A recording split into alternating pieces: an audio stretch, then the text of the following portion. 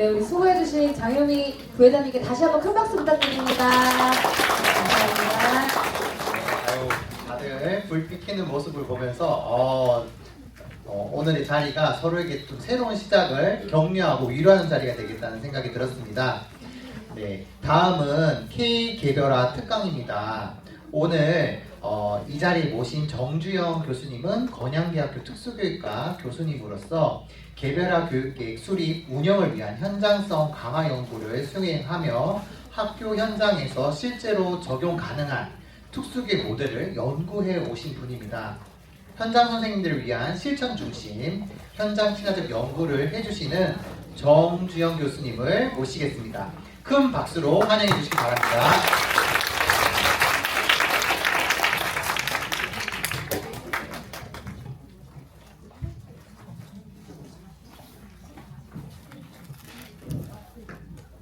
저도 원래 이런 자리인지 모르고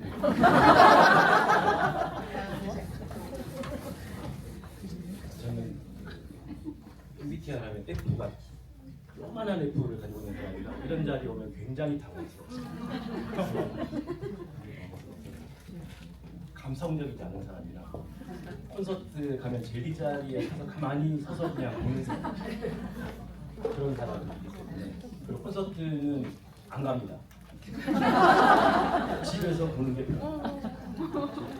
야구장도 가면 일부러 저 구석탱이에 앉아서 집중해서 보지 절대 응원하지 않아요. 응원하면 재미가 없어요. 야구에 집중을 해야 돼요. 응원하면 집중할 수가 없어요. 그래서 야구는 집에서 보면 제일 재밌고, 아니 야구장 가면 계속 스마트폰만 중계 방송. 그게 집중이 제일 잘 되니까. 그래서 사실은 굉장히 당황스러운데요. 아니 오늘 제가 그 앞에 여러 교장 선생님께서 말씀하시는 얘기 들으니까 이 원고대로 강의를 하면 안 될 것 같아요. 전부 다 개별화 교육계획의 역사를 말씀하시더라고요. 저는 윤석열 국장님이나 이종훈 교장 선생님과 약간 연배가 영합니다. 그러다 보니까 개별화 교육계획이 이제 94년도에 특수교육진흥법이 전면 개정되면서 개별화 교육계획이 처음으로 법정용으로 등장했거든요. 그래서 그걸 만드는 과정에 저는 그때 대학교 3학년이었어요.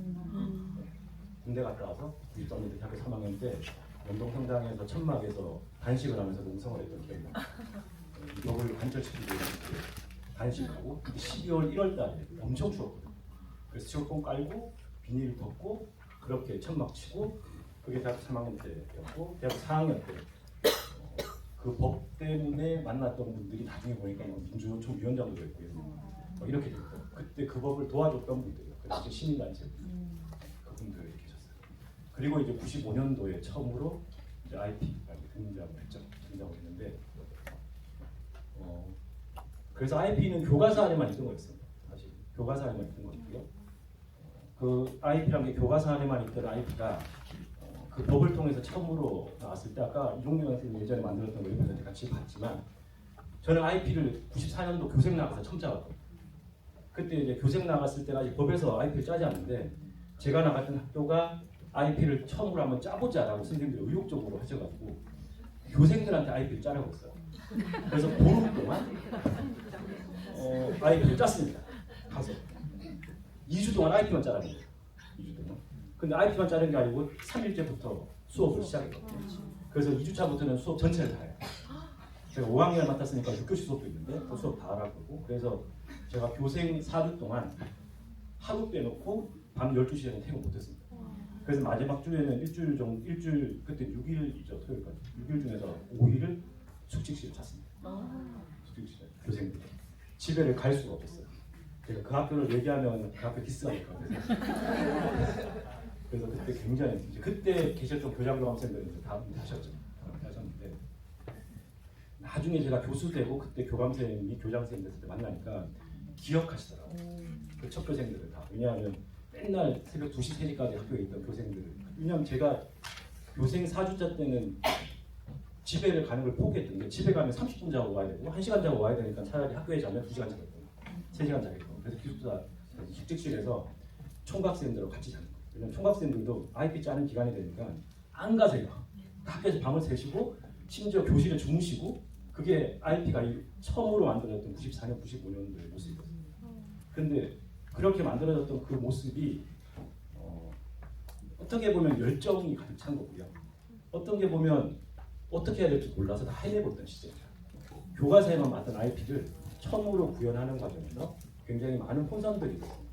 그러다가 98년도에 국립특수교육원에서 처음으로 개별화 교육계획 관련들을 실기한다는 시대였거든요. 그래서 선생님들이 굉장히 원하시는 것처럼 내용을 이렇게 쏙쏙 뽑아서 쓸 수 있는 형식의 시기였습니다. 그게 98년도에 처음 나오고, 그리고 2008년도에 이제 개별화 교육 수립 운영 자료라고 해서 초록색깔 책이 또 한번 나왔어요. 이제 그때부터는 이제 제가 교수로, 제가 2004년부터 대학에 있었으니까 그때는 이제 그 책을 만들었어요. 그래서 그 책을 보시면 가로 형식의 개별화 교육 계획이 나옵니다. 그 형식을 이제 제가 만든 건데요. 그 안에 들어있는 모든 양식들 보면서 선생님들이 이건 현장에 맞지 않아 라는 얘기를 많이 하셨는데, 실제로 그건 제가 교과연구에서 5년 동안 선생님들과 같이 만든 거거든요. 제가 지금 교과연구를 22년째 하고 있습니다. 선생님들하고. 그래서 매주 화요일마다 1년에 한 40번 이상 만나죠. 매주마다 만나니까. 그래서 지금 22년째 교과연구를 하고 있습니다. 교과연구를 하고 있어서 사실 충남에도 저희하고 교과연구 하시는 분들이 꽤 계십니다. 꽤 계시고, 이제 그분들 중에 상당수는 또 지금 전문직도 나와 계시고 오래 하시다 보니까 저하고 충남 저희 교과연구에 지금 한 30분이 좀 넘는데 충남 선생님 10분 그 충남, 세종, 충북, 대전, 경기까지 있습니다. 그래서 매주 만나는 데는 충남 쌤하고 충북 쌤하고 그 다음에 세종 쌤하고 대전 쌤도 오시고요. 한 달에 한 번씩 만날 때는 다 오세요. 다 오십니다. 참고로 저희가 1월 10일 날 연수를 합니다. 방학 때마다 연수를 하거든요. 이번에는 중복 지체장애 연수합니다. 그래서 점수는 없고요. 기록도 안 그냥 자율적으로 오시면 돼요. 자율적으로 오시면 되는데 아마 그래서 아무튼 제가 두서없이 이것저것 말씀드린 건 그냥 앞에 여러분들 얘기를 듣다 보니까 옛날 생각이 되게 많이 났어요. 옛날 생각. 원래 제가 하려고 했던 얘기는 그런 얘기가 아니었는데 그래도 왔으니 정권 몇 가지 얘기를 좀 하고 가야 될 것 같습니다. 제가 2008년도 자료 만들 때 그 자료를 만들 때 그 안에 있는 모든 내용들을 이제 제 교과연구 선생님들이 직접 했던 IP를 담았거든요. 담고 난 다음에 그리고 이제 10년이 지났어요. 10년이 지나서 2018년도에 국립특수교육원에서 개별화 교육계획의 운영을 위한 가이드북을 새로 만들고 싶다라고 했을 때 제가 이제 2018년도에 그 연구를 수행하게 됐고 2년 동안 그 연구를 했습니다. 2018년, 19년. 그래서 3번의 가이드북이 나오는데 공교롭게도 2번째 가이드북과 3번째 가이드북에 참여를 하게 됐죠. 그래서 이제 2018년, 19년 가이드북을 만들 때 저희가 가장 많이 고민했던 게 뭐냐면 2008년도 운영 자료를 만들 때 그때가 2007년도에 장애인에 대한 특수교육법이 처음으로 이제 만들어졌죠. 그리고 그 법에 따라서 2008년도 운영 자료가 나오는데 저희가 그 법이 나오고 그 자료를 처음 만들 때는 굉장히 법을 보수적으로 했어요. 그러니까 법을 어기면 안 된다는 생각에 법을 보수적으로 했어요. 그러다 보니까 그 운영 자료가 가졌던 결정적인 실수한 가지가 있어요. 그게 뭐냐면 현장 조사들한테 개별화 교육계획과 교육과정을 혼돈하게 했어요. 왜냐하면 그게 마치 교육과정처럼 만들어진 거예요. 근데 개별화 교육계획은 교육과정이 아니죠. 교육과정과 개별화 교육계획은 분명히 구분돼야 되는 거예요. 근데 지금도 제가 이번에 원래 2025년도에 이제 2019년도에 만들어진 가이드북을 다시 업그레이드하기 위한 기초 연구가 있었습니다. 제가 그 연구를 1년 동안 했었거든요.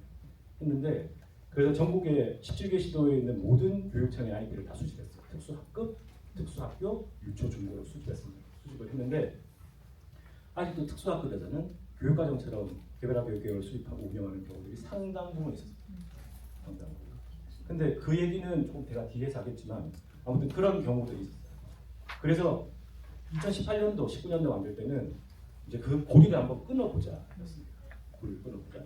그리고 그때 또 많은 특히나 특수학교에 계신 선생님들이 교과가 아닌 IP를 짤 수 있는 근거를 주세요 라는 말씀을 굉장히 많이 했어요. 그러니까 우리 아이들한테는 교과보다 생활이 더 중요한 것 같은데 다시 전부 다 교과로 짜야 되나요? 그리고 특히나 2017년, 18년도에 가장 많이 파도가 됐던 건 전과목 IP란 말이었어요. 특수학교에서 전과목 IP 짤 유행처럼 학부모님들이 요구를 하셨거든요. 근데 전과목 IP라는 건 있을 수가 없는 거예요. 개념 자체가. 근데 그런 요구들을 하셨거든요. 그래서 그때 저희가 고민했던 것들이 뭐냐면 그러면 교과와 생활이라고 하는 것들을 이원해서 개별화 교육계획을 수립해서 좋겠다라고 해서 했던 게 그때 바로 이제 제출금이 있습니다. 선택형 개별화 교육계획이 있었어요. 그래서 교과와 그 다음에 생활이라고 하는 두 축 중에서 아이들의 우선적인 요구에 따라서 교과로 수립하든 아니면 생활로 수립하든 그런 선택으로 하겠다라고 했습니다. 근데 그때 어떤 문제가 있었냐면 제가 지금 텍스트를 꺼놨죠. 이 중에서도 여기 보시면 제일 밑에 빨간 줄로서 딱 줄 거는 없습니다. 그때 저희가 IP를 전국에서 한 150개 정도 수집했거든요. 150개 수집했는데 거의 90% 이상의 IP가 이거였어요. 지도서 보고 진도표짜리 쫙 가져오는 거. 그게 IP. 그건 IP 아니거든. 그냥 교과 짜는 거지. 근데 지금도 특수학급은 그렇게 짜시는 분들이 실제로 있고 저희 제자들도 짠 학생이 있는 거예요. 제가 수업 시간에 그렇게 짜지 마라 그러는데도 가면 그렇게 짜더라고요. 왜 그런지는 모르겠어요. 물론 이유는 아니에요. 특히 특수학급에서 왜 그런지 이유는 아닙니다. 이유는 아닌데 아무튼 그래서 그때 이렇게 교과 중심 개별화 교육 계획은 이렇게 했으면 좋겠습니다라고 하면서 나름의 어떤 그 가지를 쳤거든요. 가지를 쳤을 때 그때 저희가 고민했던 것들은 선생님들이 그동안 계속 교육과정처럼 개별화 교육 계획을 수립해 왔는데 그 수립해 온 것을 그냥 하루아침에 툭툭 잘라버리고 생활로 짜고 이렇게 짭시다라고 제안했을 때 현장에 굉장히 많은 혼란이 있을 거다. 그래서 저희가 그때 했던 것들이 성취기 아마 그때 가이드북에 보시면 성취 기준 제시하고 교육 목표 하나 설정하고 하는 그런 형식의 교과 중심의 개별 교육 계획을 수립하는 안을 냈습니다. 안을 냈는데 그 역시 현장에 나가니 성취 기준 밑에 적혀 있잖아요. 그러니까 이거 교육과정 아니야? 라는 오해들을 또 굉장히 많이 하십니다. 근데 저희가 그걸 제시할 때는 진도표처럼 짜는 게 아니고 적어도 학교 교육 과정이 한 학기 동안 1년 동안 운영되는 과정에서 적어도 이 아이가 이 교과에서 요 내용은 반드시 달성해야 되는 무엇인가로 해서 교과를 짜라. 왜냐하면 여러분들이 지금까지 12년 동안 초중고 교육 받으면서 다 아세요? 아니죠. 다 모르잖아요. 우리 아이들도 마찬가지예요. 학교 교육 과정을 경험하면 아이들이 그 모든 것들을 달성하는 건 아니거든요. 근데 적어도 개별화 교육계획의 책무성을 따진다면 개별화 교육계획에 수립했던 것들은 적어도 한 학기 동안 1년 동안 반드시 달성해야 되는 무엇인가를 담아라는 거였어요. 개별화 교육계획. 그러면 쉽게 생각하면 학교 교육 과정이라고 하는 것들은 경험의 대상이라고 생각하면 개별화 교육계획은 반드시 도달해야 될 어떤 준거를 명확히 하야죠. 근데 그게 또 혼란이 많았던 것 같아요. 아무튼 그래서 그러한 부분들 때문에 사실은 이번에 저희가 2025년도에 연구를 하면서 이걸 엑스트로 딱 하고 없자. 물론 이번에 가이드북은 나오지 않습니다. 제가 해도 공직성일 때 예산도 없습니다. 예산도 없고. 근데 저희가 이번에 고민했던 건 이거 학교는 결국 교과와 생활하고 두 가지로 이루어집니다. 교과와 생활이 있는데 교과와 관련되는 내용들은 나중에 그 기록들이 어디에 담죠? 생기부에 담아집니다. 생활도 생기부에 담는 거거든요. 근데 지금 학교를 경험하신 분들은 생기부와 개별화 교육계획을 명확하게 개념적으로 구분하시지만 학급에서만 10년, 20년 계신 분들은 생기부와 개별화 교육계획을 구분하지 못하는 분이 굉장히 많으세요. 근데 저는 항상 얘기할 때 생기부와 개별화 교육계획 중에 하나만 쓰라 그러면 생기부 써야 됩니다. 생기부가 더 중요합니다. 왜냐하면 모든 아이들을 위해서 모든 아이들 우리 아이들만 위한 문제가 아니고 모든 아이들을 위한 문제. 근데 그 속에서 이러한 생기부에 다 담을 수 없는 무엇인가를 담아낼 수 있는 또 하나의 장치가 IP입니다. 우리 아이들은 IP. 그럼 생기부가 제일 중요한 문서고 그걸 갈수록 이제 보완할 수 있는 문서가 IP인데 IP의 모든 걸 다 담으려고 하다 보니까 공룡 같은 IP가 만들어지기 시작합니다. 그래서 보통 선생님들이 IP를 막 어디 가서 연수하시거나 잘하시는 분들 보면 IP가 20페이지, 30페이지. 그런 IP는 보편화 될 수 없습니다. 절대. 그리고 저도 아까 2008년도에 그 자료집 만들 때 저희 교과 연구생들이 IP가 20장, 30장 써있어요. 저는 그게 최고인 줄 알았어요. 근데 그게 아니었어요. 그 가이드북을 보고 어떤 선생님이 가이드북을 만드는데 이름이 적혀있잖아요. 학교 선생님 소속이. 몇백 반에 가서 배워야 되겠다. 라고 해서 내신내서 가신 거예요. 한 학기 따가시더니만 두 손 동안 받으시고 그렇게 하려면 일단은 집에 와서 주말도 다 반납해야 돼요. 다 반납해야 돼요. 그래서 저희 교과연구생들 중에서 저하고 20년을 같이 하신 분들은 5손가락에 꼽히죠. 나머지는 1년이나 다 도망가요. 근데 지금 30분 중에서는 그래도 평균 5년 이상? 그건 반 정도는 10년 이상 같이 하신 분들이거든요. 최소한 10년 이상 같이 하신 분들인데 아무튼 그래서 이러한 학교생활기록부와 개별화 교육계획이라는 두 축을 가지고 우리가 고민을 해야 되는데 그러면 IP에 대해서 뭘 고민해야 되느냐? IP 얘기할 때 보통 개별화 교육계가 학교 교육과정, 학급 교육과정은 왜 구별해야 될 것이냐? 학교는 교과 교육을 해야 되기 때문에 교육과정이랑 공통 분모가 있는데 아까 여기 이제 교장선생님들이 초기에 IP 말씀하실 때 그때는 우리가 학교 교육과정이라고 하는 개념을 처음 가지고 들어온 건 거의 7차 교육과정 이후 7차 교육과정 이전까지는 특수교육 교육과정 여기 아마 그 이전에 인용을 보신 분들은 거의 여기밖에 안 계시기 때문에 모르시겠죠.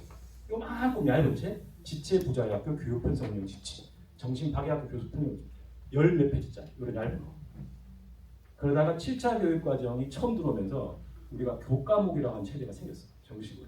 그리고 교육과정이라고 하는 국가교육과정이 처음 생겼거든요. 공식적으로. 근데 7차 교육과정 생기고 그 다음에 2008 교육과정 잠깐 나왔다 쏙 들어갔죠. 그러다가 2010 교육과정이 나오는데 2010 교육과정이 총론에 근거해서 2011 교육과정이 처음 만들어지면서부터 학교 교육과정이라고 하는 어떤 개념이 확실하게 특수학교에 들어왔습니다. 특수학교에 들어왔는데 우리는 그동안 그 이전에 수십 년 동안 학교 교육과정의 개념이 명확하지 않았기 때문에 모든 교육과정의 내용을 IP에 담아왔습니다. 사실 왜냐하면 담아낼 그릇이 없었거든요. 특수학교에서는 그걸 담아낼 그릇 자체가 없었어요. 특히 학급은 그릇 자체가 지금도 없습니다. 학급은 그걸 담아내려면 교사가 자기를 갈아 넣어야 됩니다. 그래야만 학급 교육과정을 만들어야 돼요. 그러니까 그런 지원 자체가 없고 그러다 보니까 IP하고 학교 교육과정에 대한 혼란들이 계속 만들어지는 거예요. 그래서 IP에 대해서 정의 내려보십시오 그러면 100명이 앉아있으면 100개의 정의가 나와요. 지금. 그래서 제가 지금 오늘 말씀드리는 것은 이건 정해진 법정 용어가 아니고요. 이렇게 갔으면 좋겠습니다라는 건 제안이에요. 그래서 여기 나오는 모든 것들을 우리가 보통 IP를 얘기하면서 경험하는 질문들입니다. 그래서 결국 IP는 뭐 담아야 되느냐? 모든 교과서를 담을 수 있는가? 제가 사전 질문이 있다길래 좀 보내주세요라고 아침에 받았더니만 거기도 이런 질문이 있었어요. IP의 모든 교과를 담는다? 그럼 있을 수가 없는 거죠.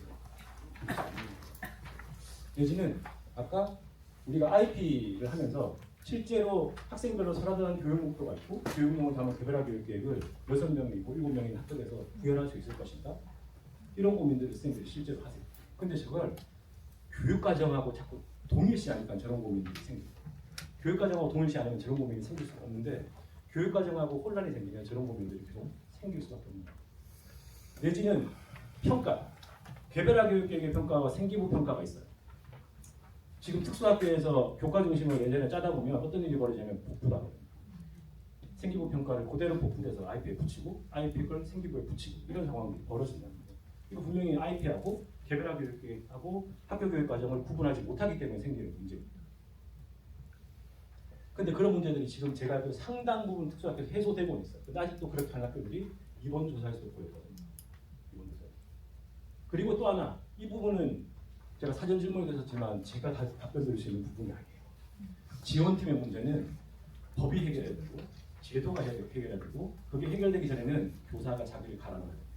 그거 외에는 방법이 없습니다. 어떤 방법도 없습니다.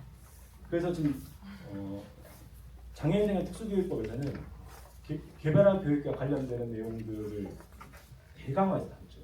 근데 그걸 구체화하려면 초중등 교육법이 바뀌어야 돼요. 근데 초중등 교육법을 쉽게 바꿀 수 있을까요? 제가 예전에 물어보니까 초중등 교육법에 글자 하나 바꾸려면 4년 정도 걸린다고. 글자 하나 바꾸도 4년 정도의 시간이 걸립니다. 그래서 지금 장애인들의 특수교육법에 우리 요구를 다 담아서 걸리려면 그때 우리끼리 앉아 사석에서 이제 여러분들이 모여서 했던 말이 10년은 걸립니다. 국장님 30년 말씀하셨는데 진짜 그렇게 걸릴 수 있다는 생각이 들었어요. 혹시나 이게 촬영 찍고 안 찍죠? 그럼 제가 말해주시면 돼요. 하고 싶은 얘기 했었는데 그건 안 하겠습니다. 원래 좀 느낄 수 있는 게 있었는데 그건 안 하겠습니다. 그건 나가면 안 되는 거예요. 아무튼 그래서 이러한 지원팀 역할까지 그래서 이런 여러 고민들의 끝에 결국 돌아왔던 게 학급 교육과정과 IP를 구분해보자. 이 두 가지 분명히 다르다.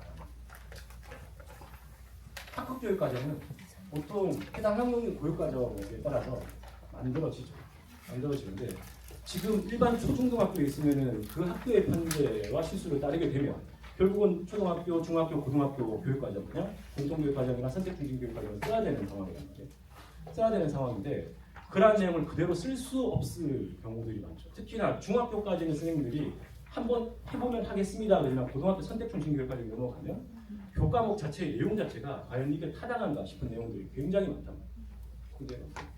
그러다 보니 학급 교육 과정을 편성하는 것 자체가 현실적으로 사실 어렵습니다. 그래서 특수교육 교육 과정을 개정할 때 일반 학교에 있는 교육 과정을 어떻게 운영할 수 있을까? 그러면 그 해당 학교 학년군에 해당되는 교육 과정 말고 기본 교육 과정을 쓸 수 있는 근거를 만들면 어떨까라고 하는데 그건 굉장히 많은 문제들, 정치적인 문제까지 모든 문제를 다 엮여 있습니다. 교사 자격증까지. 잘못하면 특수교육의 존립이 흔들릴 만큼의 모든 문제가 다 엮여 있기 때문에 그걸 쉽게 열어서 호환할 수 있는 게 뭐 예를 들면 이럴 수 있습니다. 여러분들 교사 자격증에는 특수 학교 교사로 적혀있잖아요. 특수학 교사이기 때문에 엄밀하면 특수학교에 있어요. 특수학교에 지금 가 있잖아요. 그것도 지금 사실은 굉장히 문제제기하시는 분들이 많은 걸로 알고 있는데 일반 초중등학교에서 기본교육과정을 쓰겠다라고 하면 그러면 차라리 특수학교를 더 만드세요라고 얘기하지 일반 학교에 특수학급이 존립할 이유를 못 찾는 거예요.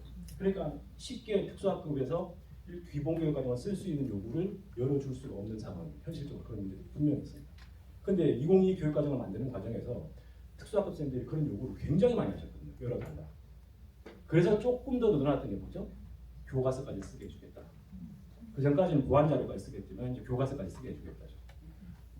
근데 여기서 조금 하면 거기서 우리가 조금 더 나가면 저도 고등학교는 대안이 없습니다. 솔직히 대안이 없는데 중학교까지는 대안을 만들 수 있는 게 우리가 성취 기준을 쓸 때는 성취 기준을 생략하거나 대체하거나 확장하거나 아니면 압축할 수 있는 4가지의 방법들이거든요. 일반적으로 압축한다는 건 성취 기준이 있으면 그 안에 내용들을 컴팩트하게 줄여서 이게 15차시, 16차시, 30차시 쓸 걸 10차시, 1차시로 줄이고 얘들한테 확대할 거. 얘가 훨씬 중요하다. 의사활동에 필요한 성취 기준이다.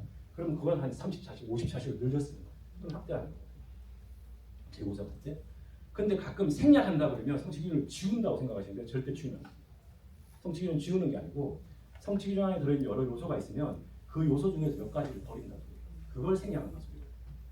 내가 아이들하고 예를 들어서 규칙을 지키면서 이동할 학교에서 지켜야 될 어떤 여러 규칙이 있으면 규칙을 지키며 뭐 어떻게 하겠다 그러면 앞에 규칙 떼고 뒤에 거 만든다든가. 예를 들어 규칙을 지켜 복도를 이동한다. 그러면 이동하는 것과 규칙을 지키는 건 2가지 요소가 다 필요한 거예요. 그런데 어떤 아이는 규칙을 지키는 것들만 남기고요. 어떤 아이들은 규칙 떼고 혼자서 스스로 이동하는 거가 보는 거예요. 그게 아까 생략 같은 거예요. 근데 간혹 지금 어떤 책자 같은 경우에 생략 그러면서 성취는 딱 날려버리거든요. 그건 함부로 하면 고시문이잖아요. 고시문이기 때문에 그 교사가 함부로 할 수 있는 거예요. 그래서 사실은 그렇게 해서 교육과정들을 재구성하는데 여기까지는 제가 오늘 말씀드릴 수가 없고요. 여기서 저한테 재구성 연수 들어보신 분도 있겠지만 지금 제가 충남 선생님들하고 특수학교 교육과정 재구성을 따로 지금 해가지고 지금 1년 좀 넘었거든요. 1년 넘어서 지금 쓰고 있어요. 실제로 3, 4학년 공까지 거의 만들었고요. 이제 5, 6학년 공 중등 거를 손도 못 대고 초등만 1, 2, 3, 4학년 거 지금 1년 반 정도 많이 만들었거든요. 만들어서 지금 충남의 모 특수학교에서 쓰고 있습니다. 쓰고 있고요. 그래서 그 선생님들이 고생을 많이 해요. 그 초등 같은 경우는 또 특수학급 교육과정 해가지고 지금 3, 4학년 공까지 완성됐고 그래서 어제 쫑파티했습니다. 쫑파티했고요. 이제 5, 6학년 공. 그래서 초등은 지금 2023년 8월부터 했으니까 얼마죠? 2년 넘었어요. 2년 넘어서 만들었는데요. 그렇게 해서 교육과정을 만들어내는데 그건 나중에 혹시나 기회가 있으면 한번 여러분들하고 이야기 나누기로 하고요. 밑에 IB 같은 경우는 교육과정하고 달리 그냥 아이들한테 가장 필요한 시급 환경이 뭐지? 이것만 담아내는 그릇이었습니다. 그래서 결국 개별화 교육계획은 특정하게 설정한 교육 목표에 대한 도달력을 확인하고 평가하고 학생들의 요구나 사회 필요에 근거해서 이루어지는 일련의 서류 내지는 과정. 그러면 그 평가 같은 경우도 학기한테 평가하든 아니면 이번에 저희가 연구할 때 많은 선생님들은 1년 단위로 평가합시다. 얘기가 많았거든요. 원래 우리가 교과서로 예전에 배울 때 제가 학교 때 교과서로 배울 때는 장기 목표는 애니멀 골이라고 해서 1년간의 연간 목표였어요. 근데 장특법을 만들 때 학기별로 만드셨던 건 그 당시 교장선생님들의 의견이 많이 반영된 걸 알고 있습니다. 1년 단위로 하면 교사들이 열심히 안 하기 때문에 학기별로 점검해야 되죠. 그래서 지금 월별로 집어넣잖아요. 사실 IP에는 월별이라는 개념이 없거든요. 근데 월별까지 다 담았다. 그 당시 제가 그 얘기는 그 당시 교장선생님 나타났어요. 그러니까 지금은 70대가 넘으신 그 당시 교장선생님들이 학기별로 해야지 1년 단위로 하면 교사들이 안 돼. 학기별로 해야 돼. 그 얘기를 저는 토론하는 자리에 들었거든요. 그래서 제가 되게 황당했어요. 왜 저렇게 생각하실까? 지금 이렇게 열정을 가진 사람들이 이렇게 많으시고, 근데 그때는 안 그랬던 거예요. 그때 20년 전에는 안 그랬던 거예요. 그래서 아무튼 이와 같은 개별화 교육계획이라면 오른쪽에 있는 학교교육과정은 여러분들이 그냥 학교에서 일반적으로 운영하는 교육과정. 그 교육과정을 필요한다면 재구성하고, 아니면 재구성하지 않고 쓸 수 있으면 우리가 교수정하고 교수학과에서 수업하시면 돼요.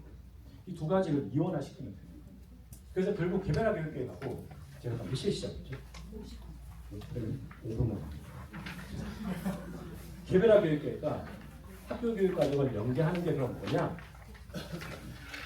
선생님들이 개별화 교육계획과 학교 교육 과정을 연계한다는 건 결국은 교육 과정을 가지고 개별화 교육계획을 짜야 된다라고 생각하시는 거예요. 근데 절대 그런 게 아닐 수 있거든요. 저도 IP가 개별화 교육에 관심을 가지면서 쭉 지금 지나다 보니 지금 현재 내린 결론은 개별화 교육계획하고 학교 교육 과정을 관련을 짓는다는 것은 교육과정 형식으로 개별화 교육을 수립하는 것이 아니고 학교 교육 과정의 특정 교육 내용이 학생의 어떤 현재나 미래의 삶에서 의미 있고 가치 있어서 꼭 학습해야 될 필요가 있다면 그걸 IP로 뽑아내는 거예요. 그러면 이 아이는 1년 동안 3학년 교육과정, 4학년 교육과정을 경험하는데 경험하는 과정에서 이 아이가 적어도 올 한 해 동안 수개념을 익혔으면 좋겠어. 내지는 앞에 나가서 사람들 앞에 얼굴 쳐다보면서 또렷또렷하게 큰 소리로 발표를 할 수 있으면 좋겠어. 아니면 적어도 사람들하고 있으면 그 사람하고 어떤 관계를 맺을 때 자발적으로 먼저 다가가서 관계를 시작할 수 있는 기술이 있으면 좋겠어. 그럼 그게 국어가 될 수 있고요. 수학이 될 수 있고요. 사회 교과 IP가 될 수 있습니다. 그러니까 교육과정이 아니죠. 그럼 교육과정은 그냥 쭉 1년 동안 가는 거예요. 근데 그 교육과정을 할 때 적어도 이 교과에 관련되는 내용 가지고 하는 거예요. 근데 이렇게 하다 보니 결국 그 교과와 생활이라고 하는 경계가 학년이 내려가고 아이들의 어떤 장애가 심할수록 경계가 없어져요. 없어져요. 그래서 결국 이번에 저희가 이 연구를 출발할 때도 삶으로서의 IP라는 키워드를 들어봤거든요. IP는 삶이다. 무조건 그렇게 가야 된다. 교과는 그 속에 담기는 거지 교과가 전면에 나오면 안 된다. 교과는 교육과정으로 가면 된다. 라는 게 결론이었어요. 사실은 그런 결론으로 출발하고 연구를 시작합니다. 그래서 연계를 한다는 것은 결국 이 아이들이 사회적 필요를 반영해서 반드시 획득해야 될 기능이나 지식, 가치 같은 것들을 특정 교과하고 연계해서 지도할 필요가 있다면 교육과정과 연계할 수 있다. 연계할 수 있다. 그래서 결국 교육과정을 연계한다는 것은 개별화 교육계의 교육 목표를 통해서 학생의 교육 목표의 중요한 방향을 설정하고 이러한 목표의 실행이 구현될 수 있도록 교육과정을 운영하는데 그러면 선생님들이 거기에 따라 재구성도 할 수 있을 것이고 적어도 우리가 이 아이의 어떤 일련의 방향이 정해지면 IP에서 거기에 따라 필요한 형식으로 교육과정을 재구성하거나 수업을 재구성해서 운영한다는 거죠. 그러니까 IP하고 교육과정이 동일시되지 않는다. 그래서 결국 학급교육과정에서는 학생이 반드시 획득해야 할 교과 관련 지식이나 그런 가치 태도는 있는데 이걸 그냥 쭉 경험하고 어떤 아이들은 뭐 도달할 수도 있고 경험으로 끝날 수도 있고 잘할 수도 있고 못할 수도 있는 거잖아요. 그런데 아까 말한 것처럼 내가 IP에서 적어도 이거 필요하다라고 하는 것들을 개별화 교육계획의 목표로 뽑으면 그거는 한 학기 동안 아니면 1년 동안 계속 반복적으로 지도해서 그건 어떻게든 획득시키겠다고 하는 책무성이 따라붙는 거예요. 그렇게 가야지 교육과정과 IP가 구분되고 선생님이 IP 엄청 무거운 IP로 벗어날 수 있어요. 엄청 무거운 IP는 가벼워야 돼요. 그래야 실현할 수 있어요. 무거우면 아까 전부 다 누군가 따줬으면 좋겠다. 그래서 챗GPT에 맡겨보셨어요? 저 챗GPT에다가 레포트 많이 넣거든요. 왜냐면 애들이 요새 챗GPT 레포트 많이 쓰기 때문에 제가 넣어봐요. 그래서 비슷한 거 딱 찾아내요. 생성 AI를 한 대여섯 개 제미나이부터 몇 개를 써요. 쓰면서 거기다가 딱 프롬프트 집어넣어서 딱 뽑아내서 그거 딱 보면서 레포트 찾아먹어요. 그러면 진짜 레포트가 비슷한 것들이 나온단 말이에요. 그러면 이제 거기는 일단 강점이 들어가죠. 근데 무조건 강점 못합니다. 그것도 지 실력이에요. 프롬프트를 넣는 것도 지 실력이에요. 프롬프트 잘 넣으면 좋은 레포트 나오고요. 프롬프트 못 넣으면 개인적으로 제가 기본교육과정 통합교과 봤을 때 교육과정에 계속 관여하는데 기본교육과정 통합교과 프롬프트 잘 넣으면 통합교육 자료가 70% 이상 통합이라는 필요가 없기 때문에. 그래서 프롬프트를 잘 넣어야 되기 때문에 학생들이 무조건 그러지 않습니다. 근데 저는 개인적으로 이번 연구하면서도 앞으로 선생님들이 생성형 AI를 적절하게 이용해서 IP를 짜는 것도 좋은 대안이 된다는 생각입니다. 잘만 많은 선생님들이 생성형 AI를 이용해서 IP를 초안을 잡는 게 아니고 내가 만들어 놓고 한 다음에 보완할 때 사용해 봤다는 선생님들이 전체 3명 중에 1명이었습니다. 이번에 저희가 질문지 했을 때 1,700명 정도 선생님들이 참여하셨거든요. 그 중에 3분 중에 1분은 생성형 AI 써봤다라고 하셨거든요. 근데 처음부터 모든 걸 쓰는 게 아니고 초안을 만들고 내가 고치거나 아니면 만들어진 초안을 내가 만들어 놓고 거기다 보완할 때 그런 것들 할 때 많이 활용했다라고 할 때 저는 그거는 앞으로 학습만 많이 시키면 저는 괜찮은 방식이라는 생각을 해요. 왜냐하면 우리가 모든 자료를 찾아낼 때 10시간을 찾아낼 거 걔는 몇 초 만에 찾아주거든요. 네, 그렇다면 충분히 활용할 가치가 있다고 생각합니다. 그래서 여기 좀 생략하고요. 제가 좀 뒤로 가서 몇 가지 말씀드리고 같이 왜냐하면 끝나고 지경이 갑니다. 그때 제가 드릴 말씀이 있기 때문에 몇 가지만 좀 말씀드리면 이번에 저희가 여기 지금 예시를 잠깐 넣어드렸는데요. 예시를 좀 보여드릴게요. 예시를 넣었던 이유가 생활지원 개발하기 위해 예시를 좀 많이 넣었거든요. 여기 보시면 그린카드로 원하는 물건을 자발적으로 요구한다는 게 생활 같으세요? 국어 같으세요? 사회 같으세요? 생활 지원을 하면 그건 그냥 특수학교에서 보통 의사소통으로 실제로 짰던 거예요. 그러니까 여기에 실렸던 것들은 이번에 연구를 하시면서 선생님들이 실제로 짜보시고 교실에서 해보시고 그리고 수정해서 올린 거거든요. 올린 건데 근데 선생님들이 하나같이 하시는 말씀은 교수님이 이게 의사소통인지 사회적 기술인지 국어인지 사회인지 저도 모르겠어요. 라는 얘기를 하고 근데 저희는 일단 이렇게 풀어냈어요. 생활 지원 생활을 풀어냈습니다. 그래서 여기 보시면 목표 하나 쓰고 현장 수행 쓰고 내용 쓰고 방법 그 다음에 제가 2019년도에 평가 초점이라고 하는 개념을 처음으로 냈거든요. 그 평가 초점이라는 개념이 나왔을 때 사실은 국민특수교육원에서 이제 그 개념에 대해서 좀 논란이 있었어요. 이거 교과서에 안 나오는 개념이다. 그럼 제가 교과서에 안 나오는 개념이니까 용어를 만들었다라고 말씀드렸어요. 우리 흔히 과정중심평가 얘기 많이 하죠. 근데 과정중심평가를 하면서 서술형의 질적평가할 때 선생님들이 가장 많이 고민하시는 게 뭐냐면 개별화 교육계 평가할 때 평가의 근거는 무엇입니까? 라고 근거하거든요. 근거하거든요. 평가하실 때, IB 평가할 때 근거. 어떤 거로 평가하세요? 학생이 학습할 때. 그럼 그거 한 학기 거 다 기록하세요? 월마다. 월마다? 그럼 월마다 기록하시면 그 한 달에 한 번 기억하시는 게 다 기억이 나세요?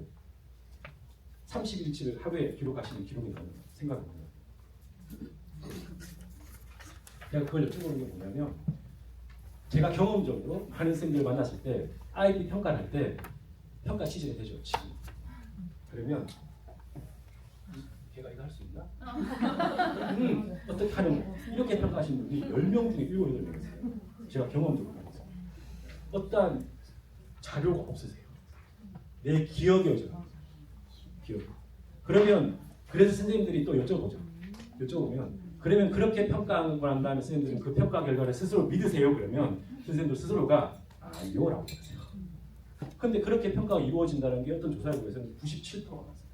서술형 평가한 교사들 97%가 자기 평가 결과를 스스로 불신하는 거예요.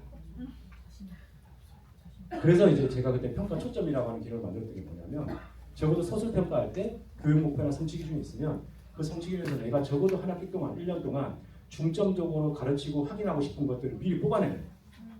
그게 평가의 초점이에요. 미리 뽑아내고 그럼 결국 이건 이 교육 내용이나 방법에 다 반영될 수밖에 없어요. 한 학기 동안 1년 동안 반영될 수밖에 없거든요.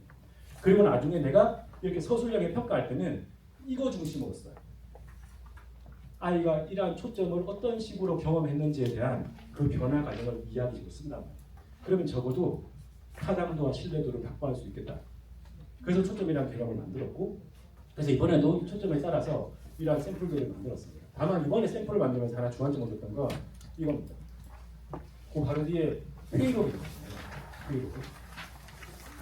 이번에 저희가 그 연구원에서 IP에다가 다 회의록을 다 붙였어요. 붙였던 건 뭐냐면 앞에 IP는 최대한 간결하자. 그런데 회의록은 엄청 구체적이어야 합니다. 왜냐하면 장애인에 대한 특수교육법에서 아이들의 개별화 교육 계획에 관련되는 어떠한 것들을 남길 수 있는 장치가 아무것도 없습니다. 회의록 외에는 없습니다. 회의록. 그래서 회의록은 최대한 구체적이어야 합니다. 최대한 구체적. 그러니까 나중에 법적 문제가 생겼을 때도 회의록을 딱 근거로 내세울 때는 우리가 충분히 협의했고 여기에 따라 모든 것들이 이루어졌습니다라는 것들을 다 담을 수 있어야 되지 그냥 회의록이 간결하게 한 페이지 달랑 안 된다. 그래서 여기도 회의록이 기본적으로 2페이지, 3페이지씩 나옵니다. 그래서 이러한 것들에 대한 것들을 우리가 지금 다 담아내요. 여기는 보면 회의록 1에서 만들어내고 난 다음에 회의록 2가 나오는 건 뭐냐면 학기 중에 아이들의 요구가 바뀌면 개별화 교육계획 새로 수립해야 되죠. 지원 새로 소집되죠. 그래서 거기에 따라 다시 얘는 제일 처음에 어떤 게 있냐면 처음에는 이 아이는 교과학을 짰다가 중간에 도전 행동이 나타나서 생활 지원으로 바꾸는 게 있습니다. 그런 식으로 이런 식으로 나오고요. 쭉 넘어가서 제가 뒤에 하나만 더. 교과 같은 경우는 여기 보시면 개별화 교육계획 자체가 여기도 보시면 위에 스마트폰을 이용하거든요. 온라인 대화에 대해서 SNS 소통합니다. 저게 교과예요? 아니면은 뭐죠? 생활지원이에요. 이걸 저희가 교과로 개발했어요. 실제로 고등학교 특수학교에 썼거든요. 썼는데 실제로 온라인 대화 요절은 공통국어에 나오는 성취기준의 내용입니다. 그래서 선생님은 교과로 짰지만 저희가 이걸 보면서도 이게 생활이지 무슨 교과라는 얘기를 계속했어요. 결국 제가 아까 그 내용은 읽어보시면 되니까 여기서 결론을 좀 말씀드리면 2019년도에 가이드북을 만들 때 그 전에 우리가 교육과정하고 IP의 어떤 경계가 모호하니 그러면 현장에서 많은 사람들이 교과를 IP에 담아왔으니 교과라는 것과 생활지원이라는 두 축으로 필요에 따라 선택적으로 IP를 짰으면 좋겠다라고 해서 그렇게 제안을 했던 겁니다. 가이드북에서 제안을 했는데 근데 거기서 이제 계속 생각이 진화했죠. 사람들이 아는 선생님들이 직접 하다 보면 그러니까 아까 방금 말씀드린 것처럼 그런 고민들이 생긴 거예요. 이게 과연 교과일까 아니면 생활일까라고 하는 것들이 실제 우리 아이들한테 우리 아이들이 글을 배우고 수를 배우고 뭔가 하는 대부분은 결국은 잘 살기 위해서 하는 거지 교과 지식을 달달달달 배워서 뭔가 하기 위해서 한다는 거예요. 그렇다면 결국 모든 개별화 교육계획의 종착점은 생활이 맞는 것이죠. 그럼 결국 삶을 담아야 됩니다. 그래서 사실은 이번에 올해 같은 경우는 제가 연구를 하면서 마지막 결론이 뭐냐면 IP는 생활로 가요. 교과는 교육과정으로 가죠. 교과는 교육과정으로 가죠. 근데 물론 학급에 계신 분들이 이제 마지막으로 말씀드리면 학급에 계신 분들이 그러면 우리한테 교육과정을 주세요. 학교는 괜찮지만 학급은 주세요라는 말씀을 분명히 하실 거거든요. 그건 나중에 기회가 되면 여러분들 학급 교육과정을 형성하는 거 가지고 나중에 따로 할 수 있으면 좋겠습니다. 일단 제 강의는 여기까지 마치겠습니다. 유명하는 학생의 필요, IP는 가벼워야 한다는 우리 가르침을 주신 정주영 교수님께 다시 한번 감사의 박수 부탁드립니다. 네, 다음은 우리 정주영 교수님과 함께 또 소통형 콘서트를 간단하게 시작할 텐데요. 네, 그 선생님들과 함께 잠깐 준비하겠습니다. 박성희 선생님, 조아연 선생님 진행해 주시겠습니다.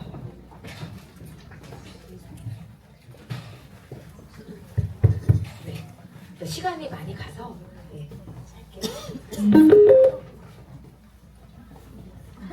네, 인사드리겠습니다. 작은 토크 콘서트 사회를 맡은 달콤나영 조아영입니다. 안녕하십니까? 네, 편하게 앉아서 진행할게요.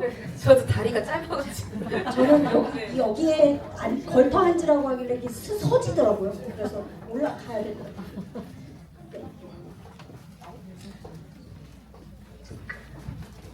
네, 오늘 열과성을 다해서 진심을 담은 강의 감사드립니다, 교수님. 고생하셨어요. 제가 이 성격을 잘 몰라서 강의를 잘못 준비해요. 아닙니다. 좋은 강의 감사드리고요. 저희가 원래는 조금 사전에 질문을 좀 많이 받았어요. 선생님들께서 궁금한 사연들을 좀 받았는데 질문은 간단하게만 드리고 시간 관계상 저희가 조금 딜레이된 관계로 조금 질문은 좀 짧게 받고요. 대신에 이 질문들에 관한 내용을 저희가 한번 다 같이 이렇게 토론하는 형식으로 해서 동영상을 좀 제작하고자 합니다. 근데 그것은 아마도 이 내용을 같이 나눌 수 있는 것은 우리 회원님들하고만 나누게 될 것 같아서 회원가입 부탁드립니다. 시작할게요. 자, 교수님 오늘 강의에 대해서 이제 조금 더 질문 저희가 사전 질문을 받았는데요. 그 생활지원 개별화 교육 계획에 대한 질문을 드릴게요. 그 강의 초반부부터 교수님이 생활지원 중심 IP 계속 강조해 주셨잖아요. 그래서 등교부터 하교까지 아이 하루 전체를 교육으로 바라보는 관점이 현장 교사들한테는 사실은 이게 와닿지도 않고 좀 어떻게 해야 되는 거지? 어렵다라는 그런 생각이 들 수도 있을 것 같아요. 그래서 이런 상황에서 생활중심 IP를 만약에 처음 시도하는 교사가 있다면 어떤 관점이나 어떤 접근을 해야 하는지 혹은 어떤 식으로 IP를 계획하고 실행에 옮기면 좋을 것 같다는 꿀팁 이런 거 있으실까요? 꿀팁이라기보다는요. 생활지원 중심 개별화 교육 계획을 제일 처음에 원하셨던 분들은 대부분 다 발달장애 학생들이 많은 특수학교 선생님들이셨습니다. 그래서 지금 생활지원 중심 개별화 교육 계획이 제안되고 난 다음에 상당수 특수학교에서 그 개별화 교육 계획을 수립할 때는 생활지원으로 수립하는 경우들이 많은 걸로 알고 있거든요. 근데 문제는 이제 특수학급 같은 경우입니다. 왜냐하면 생활지원 개별화 교육 계획에 대해서 가장 많이 물어보시는 게 생활지원 개별화 교육 계획은 어떤 시간에 하는 거예요? 라고 물어보시거든요. 근데 이건 수업 시간과 상관없습니다. 아이가 학교 와서 집에 가는 동안 만약에 이 아이가 착석 행동을 못한다. 아니면 이 아이가 굉장히 공격 행동이 심하다. 그러면 아니면 혼자서 화장실을 이용하고 싶다라고 하는 것들이 있으면 이 아이는 학교 와서 집에 갈 때까지 선생님은 그냥 수업하시는 거고요. 생활지원 중심의 개별화 교육 계획이 화장실 이용하기라면 화장실 갈 때마다 지도하는 거고요. 공격 행동이 있는 도전 행동이 있다면 그 도전 행동을 어떻게 적절하게 중지할 것인지가 하루 종일 이루어지는 거예요. 그 수업과 상관없이 수업은 교육 과정에 따라 이루어지는 거고요. 그 결과는 생기부에 다 기록됩니다. 근데 내가 지금 세운 생활지원 중심 개별화 교육 계획 교육 목표는 IP에 다 기록되게 되겠죠. 그런데 이제 특수학급에서 한 가지 문제는 아이들의 어떤 행동 지원이나 어떤 생활 관련된 지원들이 통합반하고 연계가 안 되면 이게 지속성이 없어지는 거예요. 네, 그게 가장 큰 문제라서 그래서 작년에도 제가 지도한 학생들이 생활 지원 중심으로 이제 학위 논문을 쓰는데 선생님들이 그런 말씀을 제일 많이 하셨거든요. 그러니까 통합반 선생님하고 관계에서 그 문제를 해결하지 않으면 생활 지원의 지속성이 유지되지 못한다.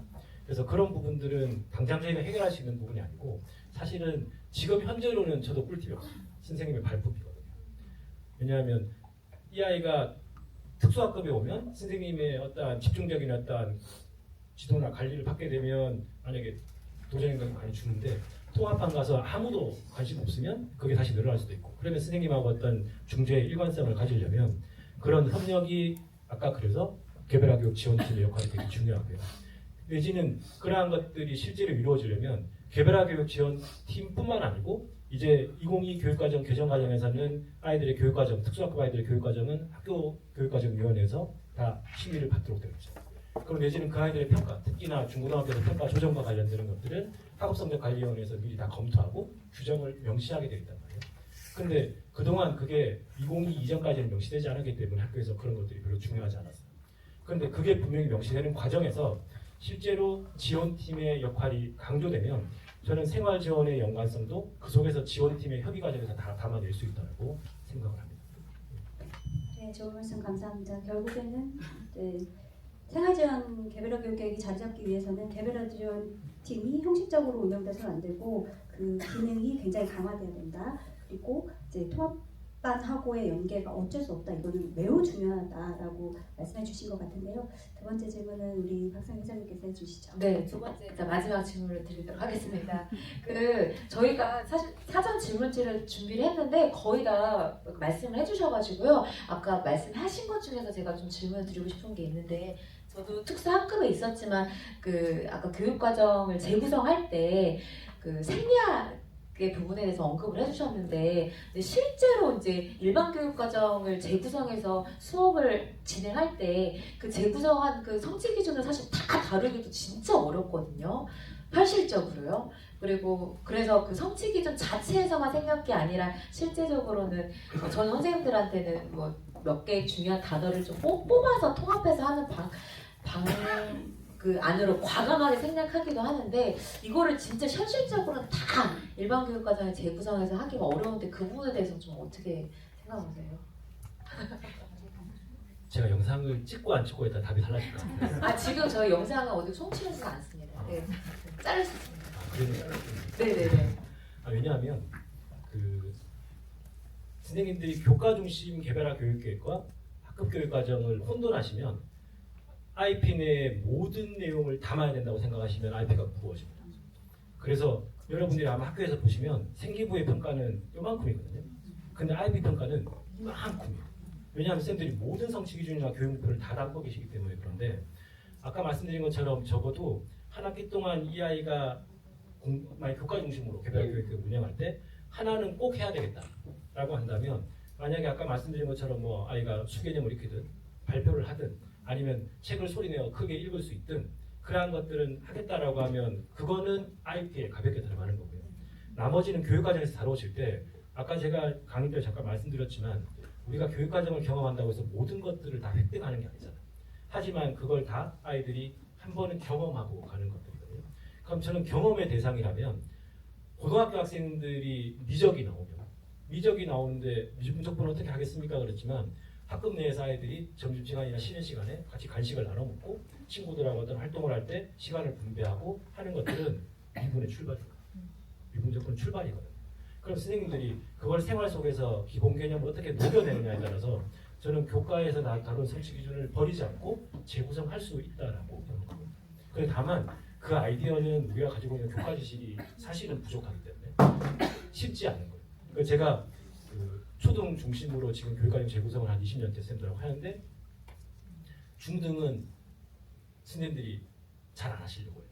그 이유가 교과 지식에 대한 불안감이 굉장히 많으시더라고요. 근데 저는 그래도 안 하는 것보다는 하는 게 낫다고 생각합니다.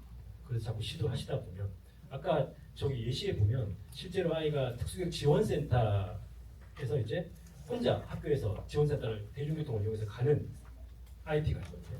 근데 그 IP 같은 경우는 실제로 그 아이 같은 경우는 그걸 하기 위해서 버스 번호도 알아야 되고요.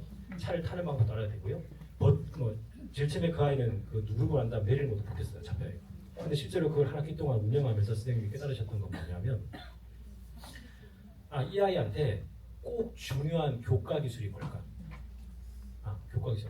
제일 첫 번째 교과 기술은 사람들한테 말하는 거였어요. 이 버스가 어디 가는 거예요? 못 물어봐요. 일단 가만히 서 있어요. 1시간도 서 있고 2시간도 서 있어요. 자기가 원하는 버스가 안 오면. 근데 가끔 보면은 버스에 그런 거 있죠. 그 대도시에는 그게 없는데 뭐 소도시 같은 데 가면은 조그만 팻말이 추가로 붙어 있잖아요. 똑같은 번호인데 가는 방향이 반대인 이런 것들. 이제 그 버스 때문에 그러는 거예요. 학생이 굉장히 헷갈려하는 거예요. 그러면 그 아이한테 교과 지식을 가르치기 위해서 한 학기 내내 다른 사람들한테 먼저 말을 걸고 그 사람이 말을 하면 대답을 하고 하는 것들을 가르치겠다라고 했거든요. 그럼 선생님은 그거는 하는 거고요. 고등학교 특수학급이기 때문에 선생님은 그 외의 교육과정은 사실은 굉장히 잘 보세요. 고등학교 특수학급에서 있는 교육과정 그대로 쓸 수 없으니까. 근데 아까 그때 제가 제안했던 게 뭐냐면 그 선생님이 작업에 대한 관심이 많아서 그 우리 집게 있죠. 집게를 만드는 걸 한 학기 내내 가르치시더라고요. 나중에 아이들 취업시키겠다고. 그러면 그 집게를 만드는 과정에서 짝 맞추기도 있고 색깔을 맞추는 것도 있고 개수를 세는 것도 있으면 교육과정을 한번 엮어보십시오. 라고 해서 선생님이 그렇게 해서 그때 이제 그 연구회생들이 고등학교 특수학급생 연구회생들이 그렇게 운영을 했었거든요. 그러니까 그건 선생님들끼리 머리를 맞대셔요. 혼자서는 못하고. 아까 계속 회원가 있고 계신데 저도 어디 가면 저희 교과연구회 엄청 소개하면서 아까 연구회원가 회원가. 왜냐면 머리를 맞대면 해결 방법이 나옵니다. 혼자서는 절대 안 됩니다. 최대한 녹여서 머리를 맞대고 같이 하자는 말씀이셨던 것 같습니다. 어떻게 좀 해소가 되셨나요? 선생님들이 궁금하셨던 게요? 네. 그래도 부족하시겠지만 오늘 시간이 너무 이제 지연되고 있는데 나머지는 머리를 맞대기 위해서 연구에 또 우리 교수님 연구회도 있고 저희 연구를 가입하셔서 함께 나눠주시면 좋겠습니다. 네, 교수님 우리 짧은 콘서트 함께 해주셔서 감사합니다. 네, 감사합니다.